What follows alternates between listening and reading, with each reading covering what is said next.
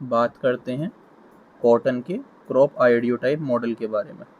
हम लोगों ने बारले के मॉडल के बारे में पढ़ लिया, हमने वीट का जो क्रॉप आइडियोटाइप है उसके बारे में पढ़ लिया। दो हो चुके हैं अभी तक, वीट और बारले। अब वीट और बारले के बाद में तीसरा जो नंबर आता है वो आता है कॉटन का। तो अब हम कॉटन के बारे में देख लेते हैं। देखो, कॉटन का जो क्रॉप आइडियोटाइप मॉडल है वो किसने दिया था? सिंग एट एल ने दिया था 1974 में। क्या क्या बातें इन्होंने रखी?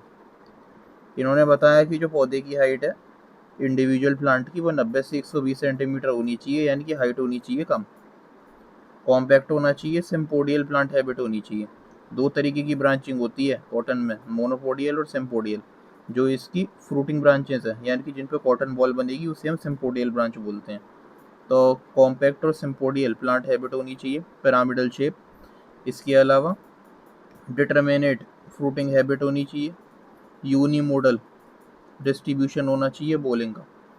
अब यहाँ पे यूनिमोडल डिस्ट्रीब्यूशन और बोलिंग का मतलब हो गया एक तरीके से कि जो फाइबर की लेंथ है उसके रिलेटेड टर्म है ये, कि उसमें यूनिफॉर्मनेस होनी चाहिए। इसके अलावा हाई फर्टिलाइजर डोज के प्रति प्लांट जो है रेस्पॉन्सिव होना चाहिए। इंटर प्लांट कॉम्पिटिटिव एबिलिटी जो है हाई होनी चाहिए। इसके अलावा बीमारियों के प्रति जो मतलब पेस्ट और डिसीज के प्रति जो प्लांट का रेजिस्टेंस है वो भी हाई होना चाहिए, और प्लांट की अपनी जो फिजियोलॉजिकल एफिशिएंसी है वो भी हाई होनी चाहिए।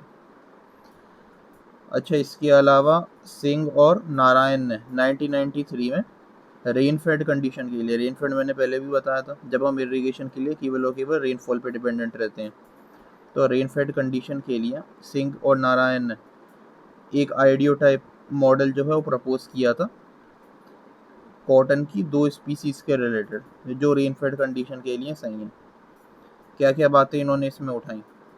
जो इन्होंने कैरेक्टरिस्टिक बताई थी अपने इस आइडियोटाइप के मॉडल के लिए रेन फेड कंडीशन के लिए, इसमें इन्होंने कहा था कि 150 से 165 दिन का जो है इसका मेच्योरिटी का होना चाहिए टाइम।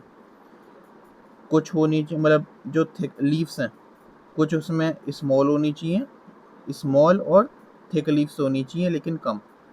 इसके अलावा प्लांट की हाइट कम होगी, इनडर्मिनेट हैबिट होनी चाहिए, स्पेयर हेयरनेस, मीडियम से लेकर के बड़ा बॉल साइज होना चाहिए, बॉलिंग सिंक्रोनस होनी चाहिए यानी कि फाइबर लेंथ जो है।